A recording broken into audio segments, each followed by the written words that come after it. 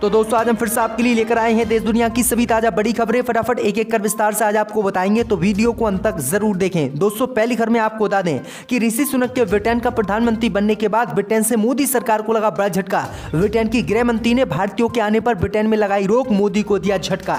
वहीं आपको बताएंगे दोस्तों की गुजरात चुनाव में यूनिफॉर्म सिविल कोड को लेकर मुसलमानों के समर्थन में खुलकर उतरे केजरीवाल। बीजेपी पर हमला बोलते हुए कहा कि यूनिफॉर्म सिविल कोड लागू करना है तो पूरे देश में लागू करे भाजपा। वहीं आपको बताएंगे दोस्तों कि किसी भी बोर्ड से नहीं जुड़ेंगे उत्तर प्रदेश के मदरसे। मौलाना मदनी ने किया ऐलान, बोले हमें नहीं चाहिए सरकारी मदद, योगी के फैसले पर फिरा पानी। वहीं आपको बताएंगे दोस्तों कि गुजरात विधानसभा चुनाव से पहले राहुल गांधी ने कर दिया बड़ा ऐलान, उड़ेंगे मोदी अमित शाह के होश। वहीं आपको बताएंगे दोस्तों कि तेलंगाना से सीबीआई को लगा झटका। अब तेलंगाना में जांच नहीं कर पाएगी सीबीआई, राज्य सरकार ने वापस ली आम सहमति। वहीं आपको बताएंगे दोस्तों कि मोदी राज में बर्बाद हुई देश की अर्थव्यवस्था, भारतीयों को सता रहा है बेरोजगारी और महंगाई का डर, सर्वेक्षण में सबसे निचले पायदान पर पहुंचे भारतीय। तो दोस्तों सभी खबरों को आपको एक एक कर बताने वाले हैं। वीडियो को लाइक कर चैनल को सब्सक्राइब कर दें और हमें कमेंट करके बताएं कि आपके जिले किस राज्य से हमारी खबरों को देख रहे हैं। इसी बीच पर तो दोस्तों अगली खबर की ओर, तो ऋषि सुनक के ब्रिटेन का प्रधानमंत्री बनने के बाद मोदी सरकार को लगा झटका। ब्रिटेन की गृह मंत्री ने भारतीयों के आने पर लगाई रोक। जय दोस्तों आपको बता दें कि भारतीय मूल के ऋषि सुनक के ब्रिटेन का प्रधानमंत्री बनने के बाद सबसे पहला बड़ा झटका ब्रिटेन ने भारत को दिया है। दरअसल आपको बता दें कि भारत के खिलाफ विवादित बयान देने वाली गृह मंत्री सोइला ब्रेबरमैन को ऋषि सुनक ने मंत्रिमंडल में बराइन रखने का ऐलान किया था। दरअसल आपको बता दें कि पिछली सरकार में गृह मंत्री सोइला ब्रेबरमैन ने भारतीयों के खिलाफ विवादित बयान दिया था, जिसके बाद इन्हें गृह मंत्री के पद से हटा दिया गया। लेकिन ऋषि सुनक जैसे ही ब्रिटेन के प्रधानमंत्री बने तो ऋषि सुनक ने गृह मंत्री सोइला ब्रेबरमैन को फिर से गृह मंत्री बना दिया, जिसके बाद मोदी सरकार को बड़ा झटका लगा। दरअसल आपको बता दें कि ब्रिटेन की गृह मंत्री सोइला ब्रेबरमैन ने बीते ही दिनों भारतीयों के खिलाफ बयान दिया था। उन्होंने कहा कि भारतीय गलत तरीके से ब्रिटेन में आ जाते हैं और यहां बसने की कोशिश करते हैं, नियमों का उल्लंघन करते हैं, इसलिए हम किसी भी कीमत पर भारतीयों को यहां पर नहीं टिकने देंगे और आने वाले समय में सभी भारतीयों को ब्रिटेन से निकालेंगे। लेकिन आपको बता दें कि जो गोदी मीडिया और हिंदूवादी संगठन ऋषि सुनक के प्रधानमंत्री ब्रिटेन का बनने के बाद पूरे देश में प्रचार कर रहे थे, पूजा कर रहे थे, आज उसी ऋषि सुनक से सबसे पहला बड़ा झटका भारत को दिया है और भारतीयों के खिलाफ विवादित बयान देने वाली, भारतीयों के खिलाफ खड़ी होने वाली को गृह मंत्री दोबारा से बनाया। इसी बीच पर तो दोस्तों अगली खबर की ओर, तो गुजरात चुनाव से पहले यूनिफॉर्म सिविल कोड को लेकर मुस्लिम समुदाय के समर्थन में उतरे केजरीवाल, बोले यूनिफॉर्म सिविल कोड लागू करना है तो पूरे देश में लागू करे भाजपा। जय दोस्तों आपको बता दें कि मुस्लिम विरोधी यूनिफॉर्म सिविल कोड को लेकर गुजरात में आम आदमी पार्टी के संयोजक अरविंद केजरीवाल मुसलमानों के खुलकर समर्थन में आ गए हैं और उन्होंने यूनिफॉर्म सिविल कोड का खुले तौर पर विरोध किया है। उन्होंने कहा है कि यूनिफॉर्म सिविल कोड अगर बीजेपी को लागू ही करना है तो गुजरात नहीं पूरे देश में बीजेपी को इसको लागू करना चाहिए।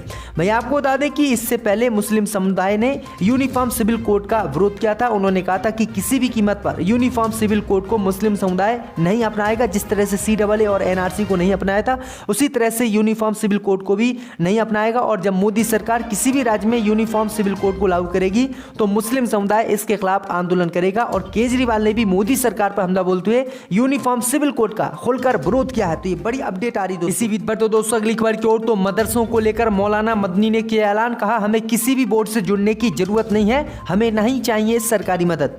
जय दोस्तों आपको बता दें कि उत्तर प्रदेश के सहारनपुर जिले के दारुल उलूम में आयोजित किए गए राब्ता ए मदारिस के इजलास में मदरसों को किसी भी बोर्ड से संबंध किए जाने का विरोध करने की बात कही गई है। कहा गया है कि विश्व का कोई भी बोर्ड मदरसा की स्थापना के मकसद को नहीं समझ सकता, इसलिए मदरसों के किसी बोर्ड से जुड़ने का कोई मतलब नहीं है।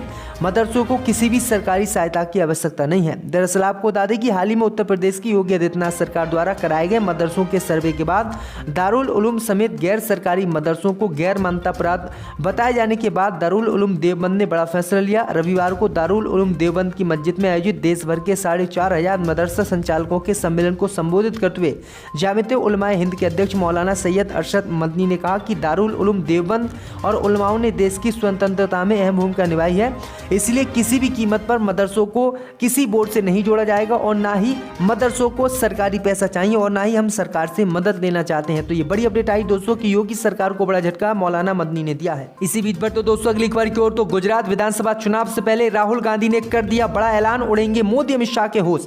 जय दोस्तों, आपको बता दें कि कांग्रेस के पूर्व अध्यक्ष राहुल गांधी ने गुजरात में चुनाव से पहले मोदी अमित शाह के होश उड़ा दिए हैं और बीजेपी के खिलाफ बड़ा ऐलान कर दिया है। राहुल गांधी ने गुजरात चुनाव को लेकर कहा है कि गुजरात में पार्टी की सरकार बनने पर संविदा कर्मियों को पक्का करके पेंशन योजना को लागू किया जाएगा। आगे राहुल गांधी ने कहा है कि कांग्रेस सरकार ने राजस्थान में संविदा कर्मियों को पक्की नौकरी दी, पुरानी पेंशन योजना बहाल की और समय पर प्रमोशन कर कर्मचारियों को फायदा दिया और अब यही योजना गुजरात में भी लागू की जाएगी। राहुल गांधी ने इसको लेकर ट्वीट किया और कहा कि कांग्रेस का पक्का वादा है, संविदा कर्मियों को पक्की नौकरी दी जाएगी, पुरानी पेंशन की व्यवस्था को बहाल किया जाएगा और समय पर प्रमोशन किया जाएगा अगर गुजरात में कांग्रेस की सरकार बनती है। वहीं आपको बता दें कि राहुल गांधी इस समय तेलंगाना में भारत जोड़ो यात्रा निकाल रहे हैं और यात्रा के ही दौरान राहुल गांधी ने ये बातें कही हैं। तो ये बड़ी अपडेट आई दोस्तों कि इससे काफी असर गुजरात चुनाव पर पड़ेगा। इसी बीच पर तो दोस्तों अगली खबर की ओर, तो तेलंगाना सरकार ने सीबीआई को दिया बड़ा झटका। अब तेलंगाना में जांच नहीं कर पाएगी सीबीआई, राज्य सरकार ने वापस ली आम सहमति। जय दोस्तों, आपको बता दें कि तेलंगाना सरकार से सीबीआई को आज बड़ा झटका लगा है। तेलंगाना की के चंद्रशेखर राव सरकार ने केंद्रीय जांच एजेंसी सीबीआई के लिए आम सहमति वापस ले ली है। अब सीबीआई तेलंगाना के मामलों की जांच नहीं कर सकेगी।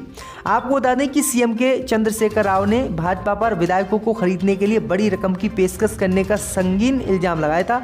इसके बाद भाजपा ने इन आरोपों को झूठा बताते हुए इसकी सीबीआई से जांच कराने की मांग की थी। इसी बीच केसीआर ने बड़ा फैसला लेते हुए सीबीआई से आम सहमति वापस ले ली है, यानी अब किसी भी कीमत पर सीबीआई तेलंगाना में जांच नहीं कर पाएगी जब तक राज्य सरकार इसको इजाजत नहीं देगी। तो ये बड़ी अपडेट आ रही दोस्तों कि बीजेपी को ये बड़ा झटका तेलंगाना से लगा है, क्योंकि बीजेपी जिस किसी पार्टी के पीछे पड़ जाती है तो सीबीआई ईडी को सबसे पहले उस राज्य में भेजती है। इसी बीच पर तो दोस्तों अगली खबर की ओर, तो मोदी राज में भारतीयों को सता रहा है बेरोजगारी और महंगाई का डर, सर्वेक्षण में सबसे निचले पायदान पर पहुंचे हम। जय दोस्तों, आपको बता दें कि शहरी भारतीयों को बेरोजगारी, भ्रष्टाचार, महंगाई और मुद्रास्फीति की चिंता सता रही है।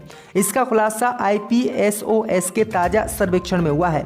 रिपोर्ट में कहा गया है कि 10 में से 2 शहरी भारतीय मुद्रास्फीति के बारे में चिंतित हैं। IPSOS के सर्वे में व्हाट वॉरियर द वर्ल्ड में कहा गया है कि मुद्रास्फीति के बारे में चिंतित 19 बाजारों में भारत सबसे निचले पायदान पर है और ये सर्वेक्षण अक्टूबर में किए गए सर्वे के निष्कर्षों पर आधारित है।